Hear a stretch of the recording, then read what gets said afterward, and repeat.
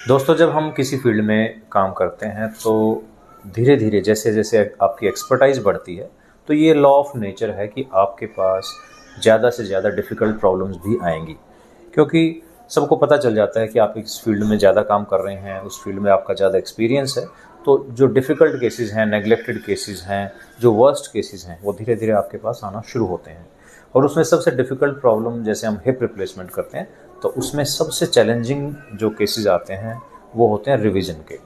यानी कि एक बार सर्जरी हो चुकी है, 2 बार सर्जरी हो चुकी है, and then these people come to you hoping कि हम उनको फिर से बिल्कुल एक नॉर्मल लाइफ दे सकते हैं। तो इसमें आपके पास एक्सपर्टाइज होना चाहिए, स्किल होनी चाहिए, कॉन्फिडेंस होना चाहिए, वो तो चीज़ें अलग हैं ही। उसके साथ साथ आपके पास एक पूरा रेंज, पूरा स्पेक्ट्रम ऑफ इम्प्लांट्स होना चाहिए। क्योंकि जब रिवीजन के लिए पेशेंट आता है तो बहुत बार बोन में डिफेक्ट होते हैं, यानी कि बोन होती नहीं है वहाँ पर, खाली होता है वहाँ पर। चाहे वो हम एसिटाबुलम की बात करें, चाहे हम फीमर की बात करें। तो आज मैं 2 छोटे छोटे एग्जाम्पल आपको दिखाता हूँ कि किस तरह से हमारे पास बड़े रेयर टाइप के इम्प्लांट्स अवेलेबल होते हैं और हम कैसे इन चीज़ों को हैंडल करते हैं। एक तो मैं मॉडल पर दिखाता हूँ पहले आपको। ये एक पेल्विस का मॉडल है। कई बार जब आप रिवीजन करते हैं, दिस इज़ हेमी पेल्विस, तो ये राइट साइड का है। तो कई बार क्या होता है कि जो एसिटाबुलम होता है इसमें बोन नहीं होती है, बिल्कुल खाली होता है। तो ऐसे में हम इस तरह के इम्प्लांट यूज़ करते हैं जिसको हम केज कहते हैं, जिसमें ये मेटल का एक बेस मिल जाता है, क्योंकि बोन तो है नहीं यहाँ पर। और इसमें ये 3 प्रोंग्स होते हैं, एक नीचे और 2 ऊपर। यहाँ पर बोन हमेशा मिलेगी आपको, और ये बोन भी आपको हमेशा मिलेगी, बीच में से बोन गायब मिलेगी। तो आपके पास ये इस तरह का इम्प्लांट हमेशा होना चाहिए अगर आप रेगुलर रिविजन करते हैं। अगर ध्यान से देखें तो इसमें पीछे हमने एक वेज लगाया हुआ है, इधर से आपको ज़्यादा दिखाई देगा। अगर बोन बिल्कुल खाली है वहाँ पर तो ये इस तरह के वेज भी आते हैं जो बोन को रिप्लेस करते हैं। ये काफ़ी थिक होते हैं इसकी सपोर्ट के लिए। अगर पीछे सपोर्ट नहीं देंगे तो जो केज है थोड़े दिन में लूज होकर इसका एंगल चेंज हो जाएगा। तो इस तरह का पहले केज लगाया जाता है, स्क्रू से फिक्स किया जाता है, और उसके ऊपर हम इस तरह से ये कप लगा देते हैं और इसके ऊपर हम हिप रिप्लेसमेंट आगे प्रोसीड कर सकते हैं। तो ये इतनी वैरायटी के इम्प्लांट हमें रखने पड़ते हैं, क्योंकि कई बार क्या होता है कि एक्सरे या सीटी स्कैन के बावजूद भी अंदर आपको सरप्राइज मिलता है कई बार, और बोन इतनी ज़्यादा डिफेक्टिव होती है और पेशेंट के पास मल्टीपल चांस नहीं होते हैं। मेरे पेशेंट ऑलरेडी इतनी बार ऑपरेट करा चुका है, उसको अगर आप पेशेंट को कहें कि हम बार बार ऑपरेशन करेंगे, अभी इम्प्लांट अरेंज करेंगे, अगली बार करेंगे, तो बड़ा ट्रॉमेटिक हो जाता है पेशेंट के लिए। प्लस फाइनेंशियली भी उनके लिए बहुत दिक्कत हो जाती है। And many times these patients are diabetic और दे आर एल्डरली पेशेंट्स। तो इसमें अगर हम बार बार सर्जरी करते हैं तो इन्फेक्शन के भी चांस बढ़ जाते हैं। एक एग्जाम्पल और दिखाते हैं आपको। ये पेशेंट हमारे पास आए थे, शी इज जस्ट 45। अनफॉर्चुनेटली इनका कुछ साल पहले सीमेंटेड हिप रिप्लेसमेंट हुआ था, लेकिन आप देख सकते हैं कि इसमें कितनी प्रॉब्लम आ रही है। और सीमेंट की वजह से पूरी बोन थिन आउट हो गई है, यानी कि बोन बची नहीं है कहीं पर। और जब हम ये सीमेंट निकालते हैं तो कई बार इसमें फ्रैक्चर हो जाता है शाफ्ट में। वो एक्सपेक्टेड होता है, पेशेंट को भी पता होता है, हमें भी पता होता है, लेकिन हमें उसके लिए तैयार रहना होता है। तो ये देखिए, ड्यूरिंग सर्जरी इसमें जब हम सीमेंट निकाल रहे थे तो एक फ्रैक्चर यहाँ हुआ, और ये पूरा फ्रैक्चर देखिए पूरा नीचे तक चला गया है।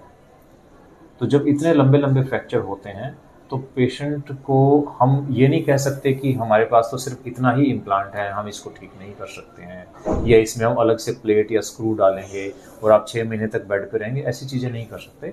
हमारे पास लॉन्ग स्टेम होना चाहिए। तो ये देखिए, ये नी जॉइंट है ऑलमोस्ट, तो हमारे पास इतने लंबे इम्प्लांट्स भी हमेशा अवेलेबल रहते हैं। हमने वापस से फ्रैक्चर को पूरा यहाँ पर कंसोलिडेट कर दिया है, नॉन सीमेंटेड इम्प्लांट लगाया है इसमें, और आप ये देखिए अब ये पूरा कंस्ट्रक्ट हमने एक ही बार में बना दिया है। And now the patient will start walking with in next few weeks. तो दोस्तों, स्किल के साथ साथ आपके पास इम्प्लांट्स होना भी ज़रूरी है। अब इसमें एक बात मैं और कहूँगा, जो पेशेंट रिवीजन करने के लिए आते हैं, कराने के लिए आते हैं, तो उनका एक रहता है कि सर हमारा ऑलरेडी बहुत पैसा खर्च हो चुका है, अब कैसे करें। तो आपको थोड़ा सा मेंटली स्ट्रांग होना पड़ेगा, थोड़ा सा टफ होना पड़ेगा, क्योंकि ये जो इस तरह के इम्प्लांट होते हैं ये थोड़ा कॉस्टली इम्प्लांट होते हैं, सर्जरी भी लंबी चलती हैं, कई बार ब्लड ट्रांसफ्यूजन भी करना पड़ता है, आईसीयू में भी जाना पड़ता है। तो revisions are always more difficult lengthy surgeries, जिसमें पेशेंट का हॉस्पिटल स्टे भी ज़्यादा रहता है, आपका खर्चा भी थोड़ा ज़्यादा होता है।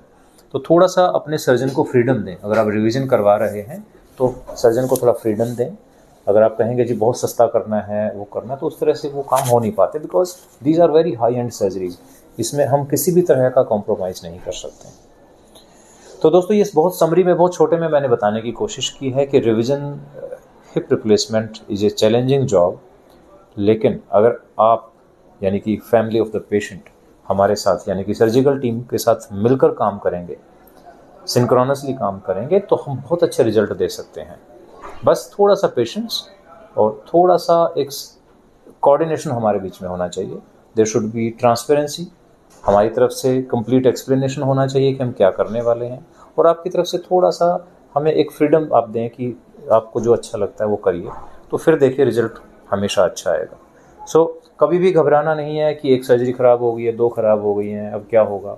सब चीज़ें ठीक हो सकती हैं। आजकल बहुत अच्छे टेक्निक्स एंड इम्प्लांट्स अवेलेबल हैं। तो आपके पास भी अगर इस तरह का कोई चैलेंजिंग केस है और आपको लगता है कि अब कुछ नहीं हो सकता है, तो हिम्मत नहीं हारनी है। आप प्लीज़ उनके एक्सरेज, उनके रिपोर्ट्स हमसे शेयर करें।